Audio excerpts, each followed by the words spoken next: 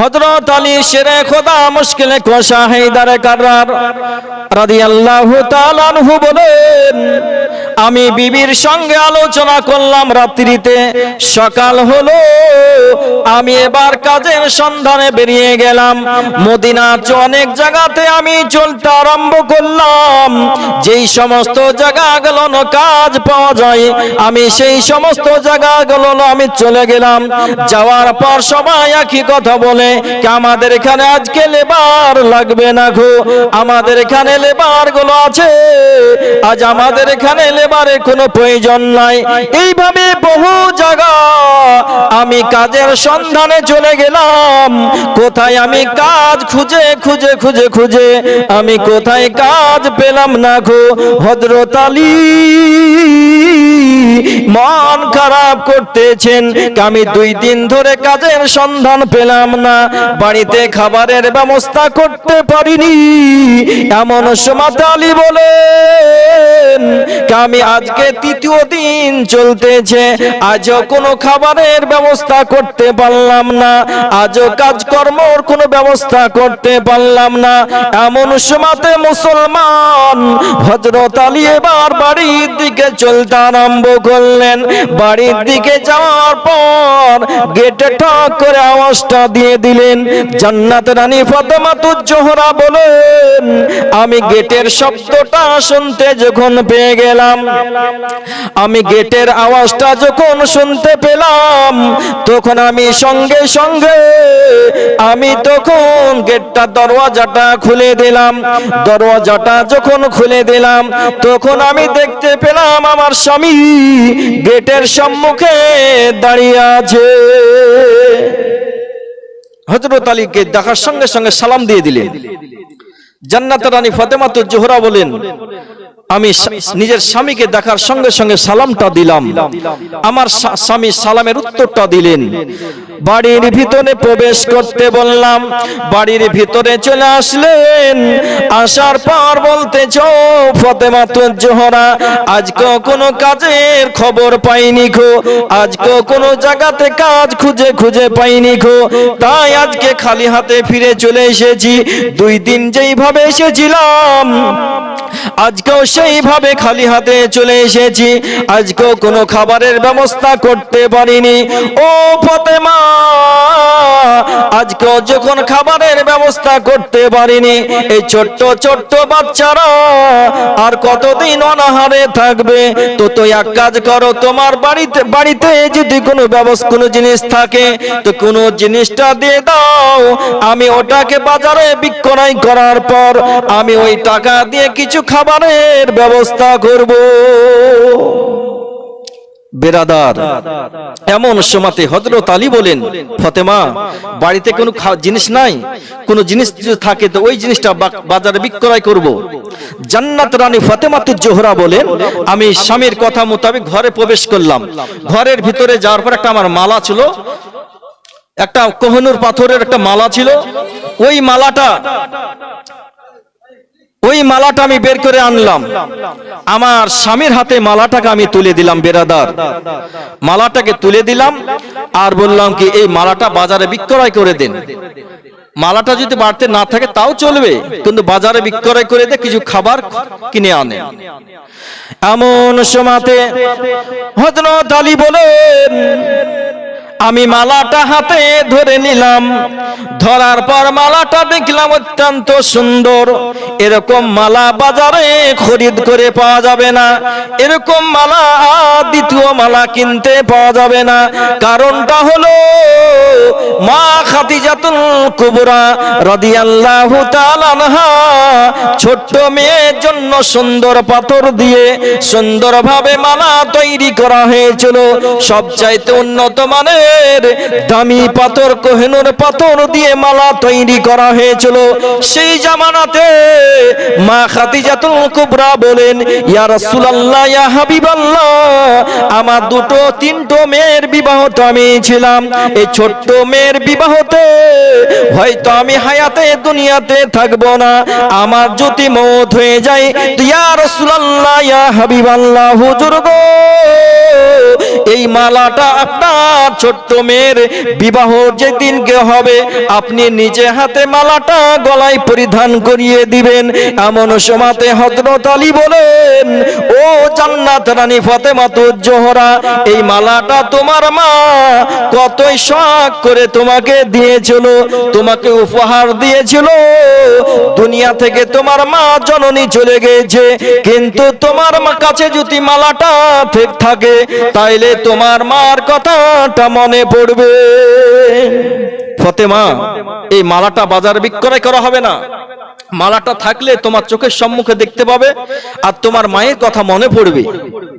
আর মালাটা যদি বেচে দিই তা আজকে শেষ হয়ে যাবে আর তোমার মার কথা আস্তে আস্তে আস্তে আস্তে তুমি ভুলে যাবে, তোমার মায়ের চিহ্ন হিসাবে এটা থাকবে। হযরত আলী বলেন, আমি সেই মালাটা বা জান্নাত রানী ফাতেমাতুজ জোহরাকে বললাম, তুমি এটা আবার যেই জায়গাতে ছিল বাড়িতে ঘরে রেখে দাও। জান্নাত রানী ফাতেমাতুজ জোহরা বলেন, আমি মালাটাকে সুন্দরভাবে রেখে দিলাম। আমি আলমারিতে দেখলাম একটা আমার শরীরে পরিধান করা ওড়না ছিল, গায়ে যে ওড়না পরিধান করে ওই ওড়নাটা ছিল, কিন্তু ওড়নাটা হচ্ছে মা খাদিজাতুল কুবরা রাদিয়াল্লাহু তাআলা আনহা পরিধান করেছিলেন। সেই ওড়নাটা ছোট্ট বিটিকে দিয়েছিলেন। এমন সময়তে জান্নাত রানী ফাতেমাতুজ জোহরা বলেন, ওই মালাটা আমি আলমারি থেকে বের করলাম, আমার স্বামীর হাতে আমি তুলে দিলাম। কি এই মালা, এই ওড়নাটা বাজারে বিক্রয় করেন। আল্লাহুম্মা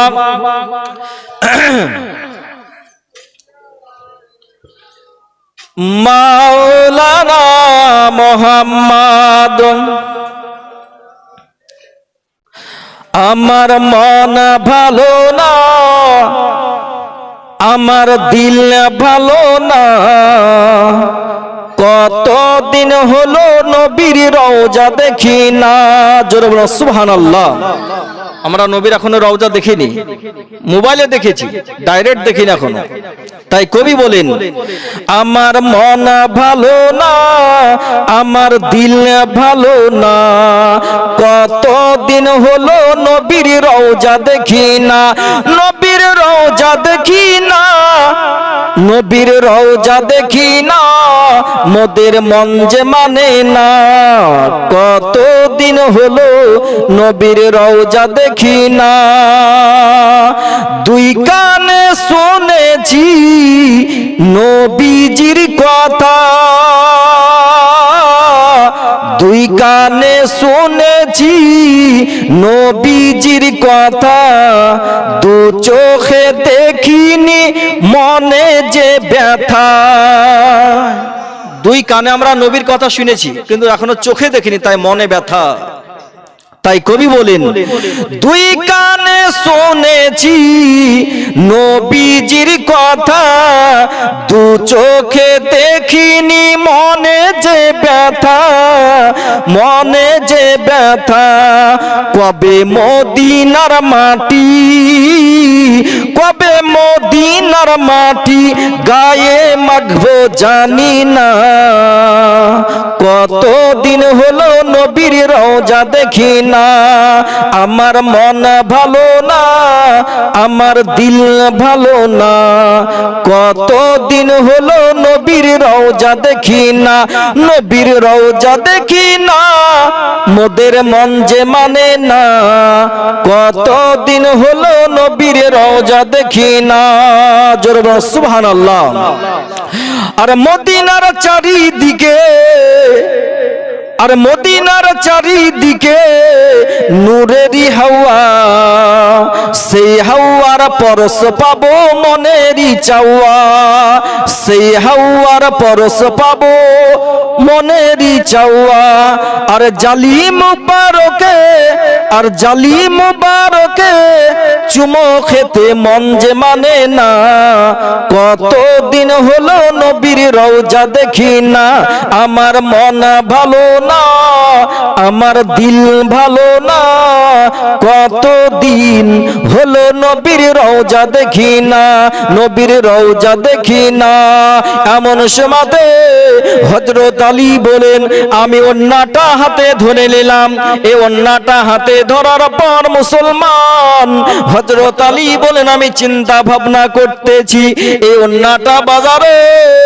কার কাছে বিক্রয় করব কোন দোকানে বিক্রয় করব এই ওন্নাটার মর্যাদা তারা তো জানে না এই ওন্নাটা হয়তো বেইজ্জতি করবে আর এই ওন্নাটার কতই না মর্যাদা কতই না পাওয়ার সেটা তাদের জানা নাই খো এই ওন্নাটা যেই ওন্নাটা মা খাদিজাতুল কুবরা পরিধান করেছিলেন যেই ওন্নাটার শরীর যেই ওন্নাটাতে আল্লাহর নবীর হাত স্পর্শ ছিল ওই ওন্নাটা জান্নাত রানী ফাতেমাতুজ জোহরা পরিধান করেছেন ওই ওন্নাটার মর্যাদা পৃথিবীর মানুষ হয়তো জানতে পারবে না পৃথিবীর মানুষ হয়তো যারা খরিদ করবে যারা হয়তো কিনবে তারা হয়তো ওরকম মূল্য দিতে পারবে না এবং ওন্নাটার বেইজ্জতি করতে পারে তাই চিন্তা ভাবনা করতেছে কোনো উপায় খুঁজে পাওয়া যায় না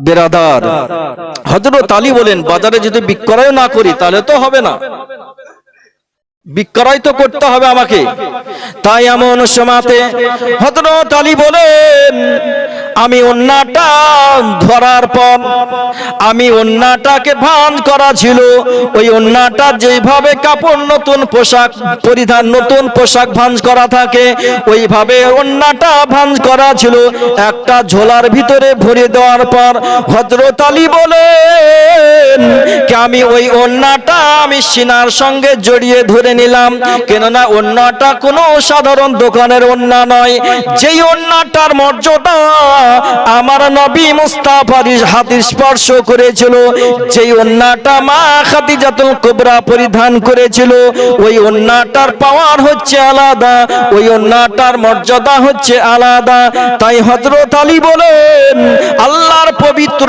কোরআন শরীফ যেমন মানুষ সিনার সঙ্গে জড়িয়ে ধরে নাই আমি ওন্নাটাকে সিনার সঙ্গে জড়িয়ে ধরে নিলাম এবার রাস্তায় চলতে আরম্ভ করলাম মদিনার বুকে রাস্তায় চলতে আরম্ভ করলেন হযরত আলী বলেন আমি বেশ যেতে যেতে যেতে যেতে অনেকটা পথ অতিক্রম করেছি এমন সময়তে একজন আল্লাহর বান্দা উপস্থিত হবে এমন সময়তে আমার আল্লাহ পাক বলেন ও জিবরিল তোমাকে আর সিদরাতুল মুনতাহায় থাকতে হবে না জিবরিল রে তুমি এবার চলে যাও মদিনার বুকে কেননা যেই ওন্নাটার সঙ্গে আমার নবী মুস্তাফার সম্পর্ক আছে যেই ওন্নাটার সঙ্গে আজকে মা খাদিজাতুল কুবরার সম্পর্ক আছে মা খাদিজাতুল কুবরা ওন্নাটা পরিধান করেছিল আমার নবীর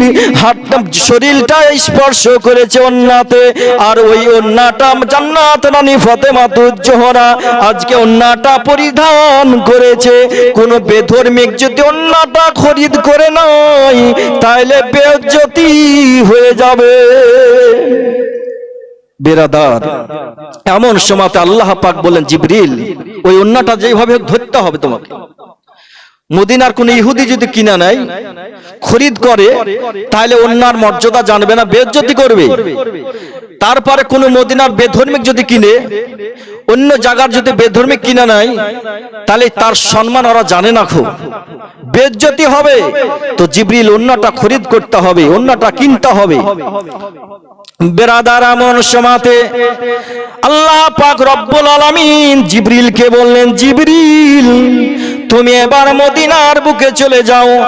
আমার আলী দেখো মদিনার রাস্তায় চলতে আরম্ভ করেছে, টুক টুক টুক টুক টুক করে হাঁটতে আরম্ভ করেছে। ওই হযরত আলীর সম্মুখে তুমি উপস্থিত হয়ে যাও। জিবরিল আমিন বলেন, পরওয়ারদিগার রব্বুল আলামিন, ওই ওন্নাটার কাজ কি হবে, ওন্নাটা কিনা কি দরকার রয়েছে, ওন্নাটা খরিদ করার পর কি উপকার হবে। আমার আল্লাহ পাক রব্বুল আলামিন বলেন, জিবরিল ওই ওন্নাটার কথা শুনতে হলে এখন সময় কম, আগে ওন্নাটা খরিদ করে নাও, ওন্নাটা আগে তুমি ধরে নাও, ওন্নাটার কথা পরে তোমাকে জানানো হবে। জিবরিল আমিন বলেন, আমি জান্নাত থেকে টাকা নিয়ে নিলাম, আমি চলতে আরম্ভ করলাম।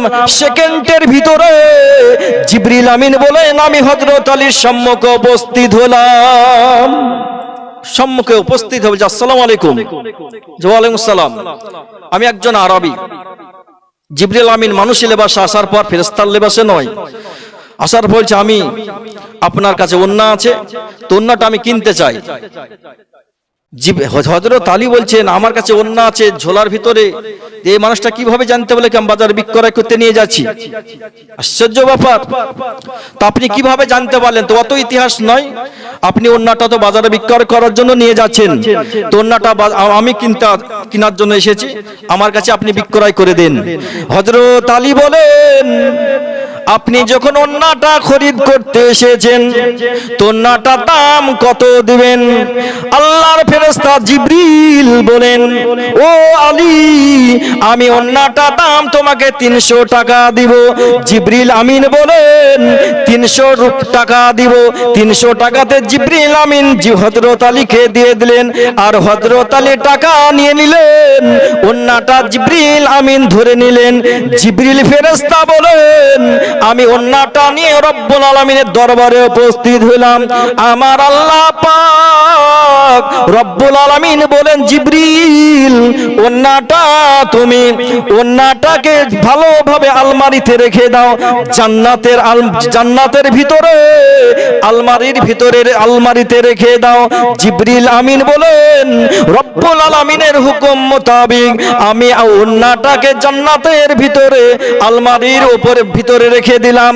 আমি আলমারিতে যখন ওন্নাটাকে রেখে দিলাম, এমন সময়তে হযরত আলী তখন আবার বাজারের দিকে যাওয়ার পর ওন্নাটা যেই টাকাতে বিক্রয় করেছেন, আবার বাজারে যাওয়ার পর মুসলমান হযরত আলী বাড়ির জন্য কিছু খাবার কিনেছেন। এবার খাবারটা কেনার পর রাস্তায় চলতে আরম্ভ করেছেন। আল্লাহুম্মা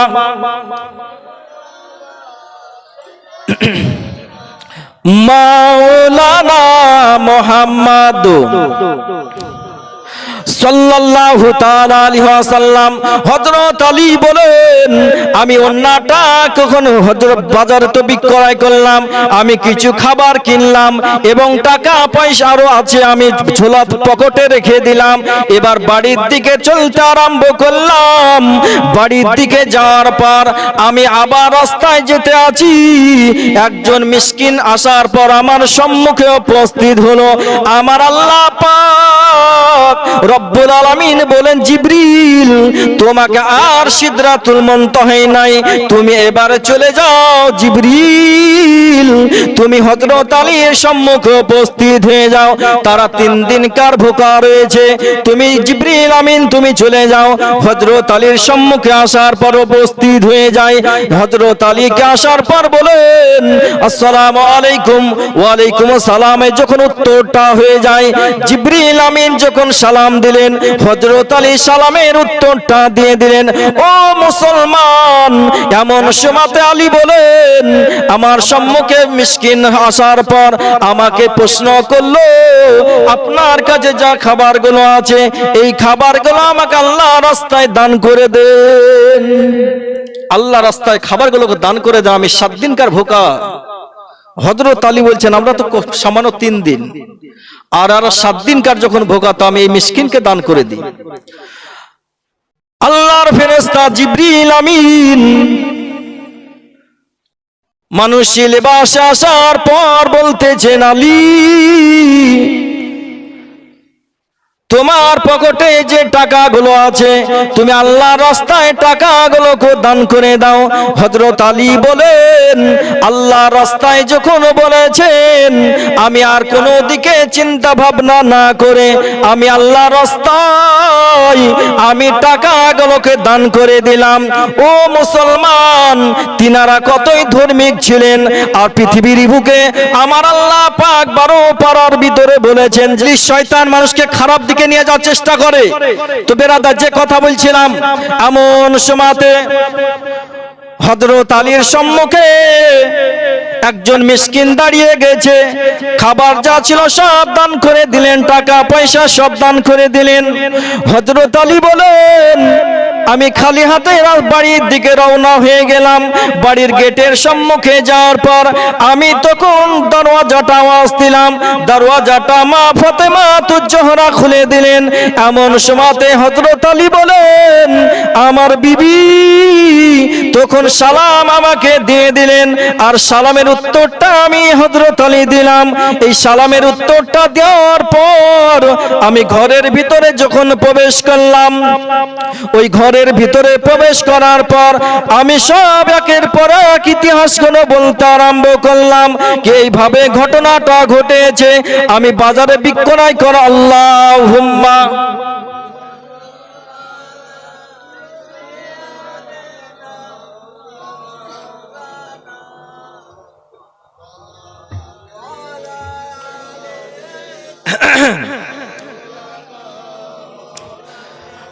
সাল্লাল্লাহু তাআলা আলাইহি ওয়াসাল্লাম হযরত আলী মা ফাতেমার সঙ্গে আলোচনা করলেন কি ফাতেমা আমার বাজারে এরকম বাজারে 300 টাকায় অন্যটা বিক্রয় করেছিলাম, খাবার কিনেছিলাম, কিন্তু রাস্তায় একজন মিসকিনকে দেখা হলো।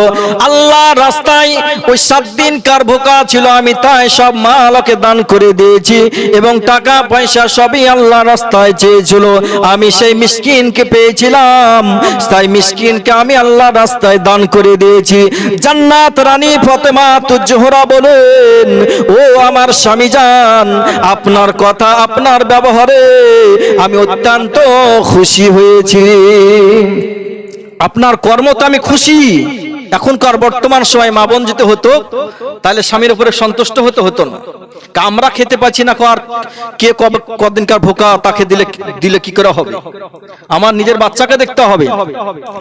এমন সময়তে হযরত আলী এইভাবে জান্নাত রানী ফাতেমা তুজ-জোহরার সঙ্গে আলোচনা করলেন, আমি এইভাবে সব খাবারগুলো দান করে দিয়েছি, টাকা পয়সা সব দান করে দিয়েছি। জান্নাত রানী ফাতেমা তুজ-জোহরা অত্যন্ত আল্লাহর শুকরিয়া আদায় করলেন এবং আল্লাহর উপর অত্যন্ত খুশি হলেন। আমার স্বামী আজকে আমাদের চিন্তা ভাবনা না করে আজকে আল্লাহর রাস্তায় সব মাল দান করে দিয়েছে, 7 দিনকার ভোকাকে পেয়েছিল। এটা আমি অত্যন্ত আপনার প্রতি সন্তুষ্ট হয়েছি এবং আল্লাহ পাকের অত্যন্ত আমি শুকরিয়া আদায় করতেছি। এটা আমার কোনো খারাপ মন্তব্য নাই। এমন সময়তে এইভাবে স্বামী স্ত্রী দুজনায় কথাবার্তা চলে মুসলমান।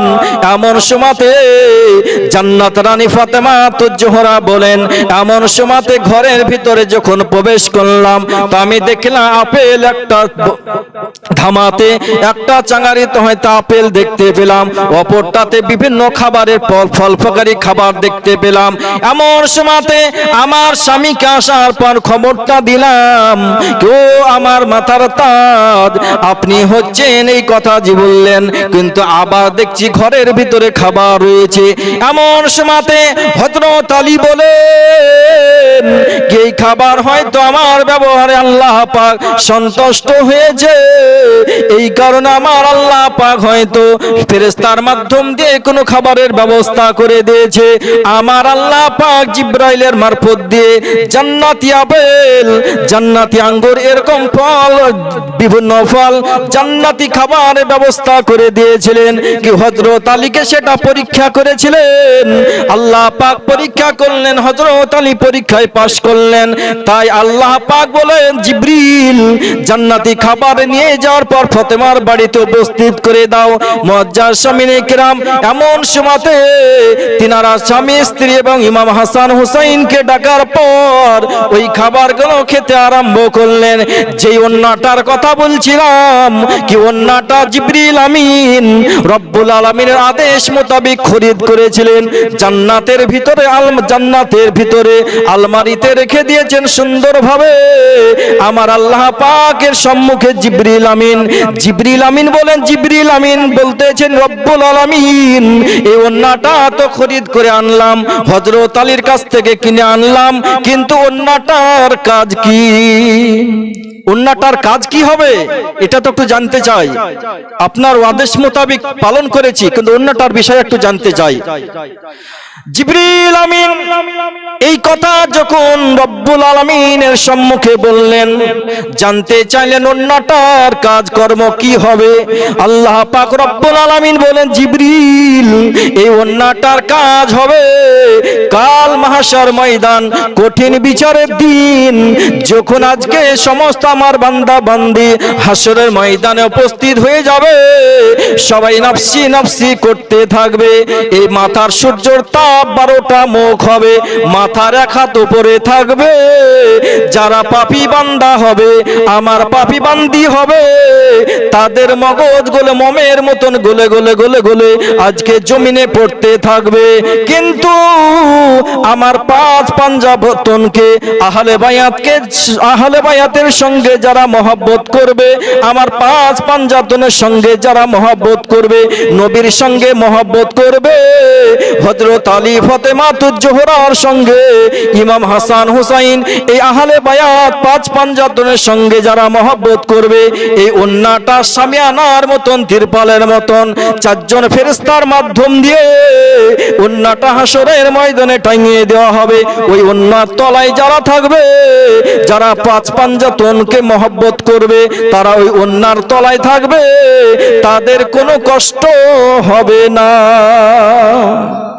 তাদের কোনো কষ্ট হবে না, কোনো অসুবিধা হবে না। আর যারা 5 পাঞ্জাবতনকে মানবে না, তারা কিন্তু ওই ওন্নার তলায় জায়গা পাবে না, তারা কিন্তু পাবে না, তারাকে দূরেই থাকতে হবে। যারা নবীকে মানবে না, তারা দূরেই থাকবে, তারাকে কষ্ট পেতেই হবে, কবর থেকে তাদের কষ্ট শুরু হয়ে যাবে। যারা নবীর সঙ্গে মহব্বত করবে না, নবীর বিরোধিতা করবে, নবীর সঙ্গে দুশ্মনী করবে, তারা কবর থেকে তাদের শুরু হয়ে যাবে আযাব। তো বেরাদার, হাসরের ময়দানে যাওয়ার পর তাদেরও হবে। তো বেরাদার, নবী পাক সাহেবে লাউলা সাল্লাল্লাহু তাআলা আলাইহি ওয়াসাল্লামের প্রতি মহব্বত ভালোবাসা আমাদেরকে অন্তর থেকে রাখতে হবে। মুসলমান, এই নবীর উপরে মহব্বত যদি রাখেন, তারপর এই দুনিয়াতে নবীর সঙ্গে মহব্বত যদি থাকে, আপনার কানেকশন থাকে, আপনি বালা মুসিবত থেকে পরিত্রাণ পাবেন, এবং কবর মিজান পুলসিরাতে এবং হাসর মিজানে আপনার নবী পাক সাল্লাল্লাহু তাআলা আলাইহি ওয়াসাল্লাম আপনাকে শাফাআত করবে। জোরে বলুন সুবহানাল্লাহ। তো বিরাদার, সংক্ষিপ্ত আকারে কিছু আপনাদের সম্মুখে আলোচনা করলাম, আর বেশি লম্বা চড়া নয়, আমার বক্তব্য এখানে ইতি করছি। ওমা আলাইনা ইল্লাল বালাগ। আসসালামু আলাইকুম ওয়া রাহমাতুল্লাহি ওয়া বারাকাতুহু।